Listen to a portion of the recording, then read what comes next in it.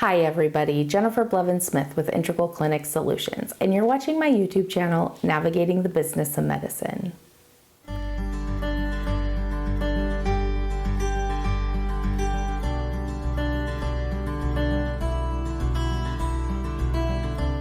Today we're going to do part 2 of financial reports. If you haven't checked out the first part of this series, then I encourage you to do so. That's where I go over reports that I suggest running daily and weekly in your practice to be able to stay on top of the financial health of the business. And I just want to let you know that this portion is going to go over what I suggest running monthly, quarterly, yearly in order to help with the finances of your business. So go ahead, check out that first one if you haven't already, and we're going to start talking about the second part now. All right, so we've talked about what to run daily and to run weekly. Today we're going to talk about month-end reports. Month-end reports are super important, not only because it will give you a whole overview of the previous month and everything that was done billing-wise in your practice, but it will also provide you with some guidance on workflows that might need to change, some maybe practices that aren't best practice going on in your clinic, and also maybe some of your staff that might need a little bit of more development or training. So this is also where you're going to find insurance trends, perhaps, where things maybe are getting denied or they've changed their reimbursement or something like that. So month-end reports are really important, and hopefully the software you're using for your billing is able to provide you with an overall month-end report in detail. This is really important because it should be breaking down the financials in regards to, what were your most billed CPT codes? What was the average charge of a claim? How much did you charge out overall for the month to insurances? Breaking it down by your top payers, how much you got paid in the month by insurances and patients. So it should be able to differentiate between the charges and payments of insurances and the charges and payments of patients. You should be able to see what your aging is, so all of that outstanding claims and charges that haven't been paid yet, and breaking it down into those different buckets that I've talked to about in my other videos. So your 0 to 30, 31 to 60, 61 to 90, 91 to 120, and 120 plus, something like that. Because you really want the amounts, those balances, to be as low as possible the further out you get. So you would expect your 0 to 30 and 31 to 60 buckets to be higher than your older aging. And if it starts creeping up and you're comparing them month to month and they're not, then something's going on. So if you have internal billers, you need to be asking them who's working that old stuff. If you have a billing company, you need to be asking them who's following up on that old stuff, what's going on, are there trends? Is there things that you need to know about? And you need to have those conversations.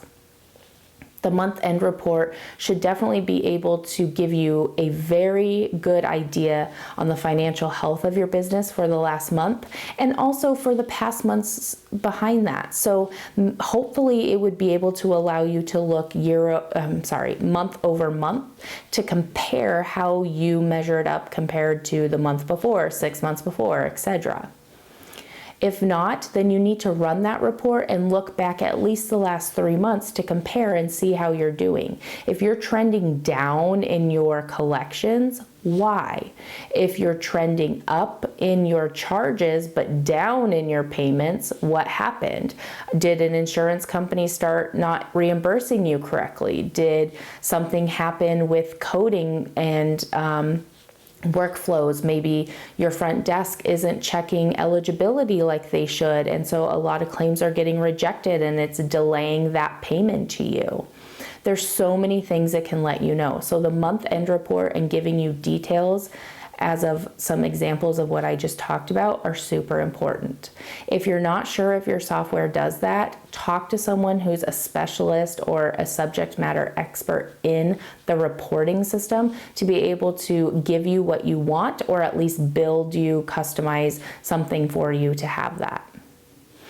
Quarterly, it's the same thing. You're going to be looking at those same data points, but you're going to be looking at quarter to quarter instead of month to month. And I would not substitute the quarterly checks over the monthly check. So you should still be doing the monthly, and then you should be doing a quarterly so that you can get kind of a comparison and you can look at big clumps of time at once, but you also still need to do that month to month. The month to month is super, super important because there's so much you can learn from that.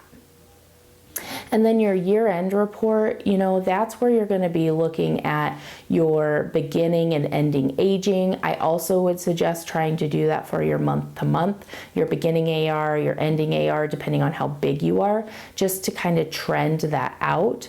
You can be looking at your different providers and how much they're contributing to your practice as far as how many visits they're actually completing, how much revenue they're bringing in, if their charges look similar to yours or different to yours, and why.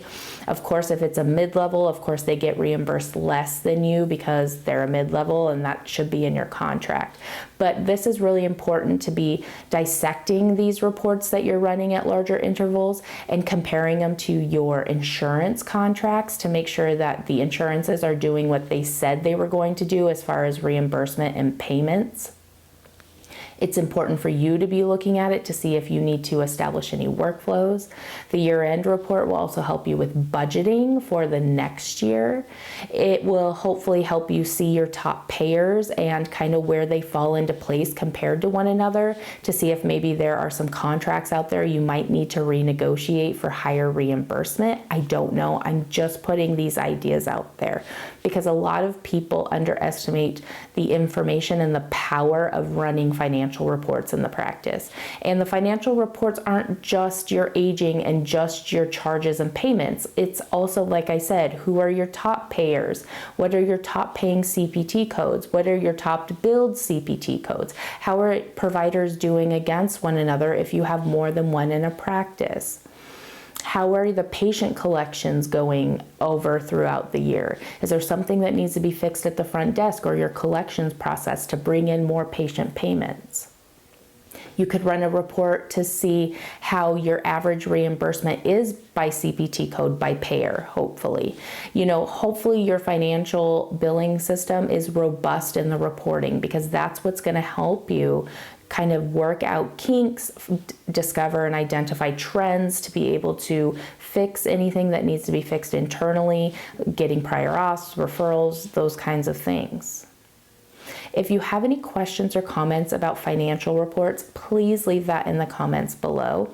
If I missed anything, there is a good chance I did, and it's probably a good report that should be ran. So if there's something that you run in your practice that's super helpful with finances and kind of getting an idea of workflows and all of that overall perspective, please leave that in the comments below as well. Smash the thumbs up button if today's video was helpful, and subscribe to my channel if you haven't already. Thanks so much, you guys. Take care of yourselves. Bye-bye.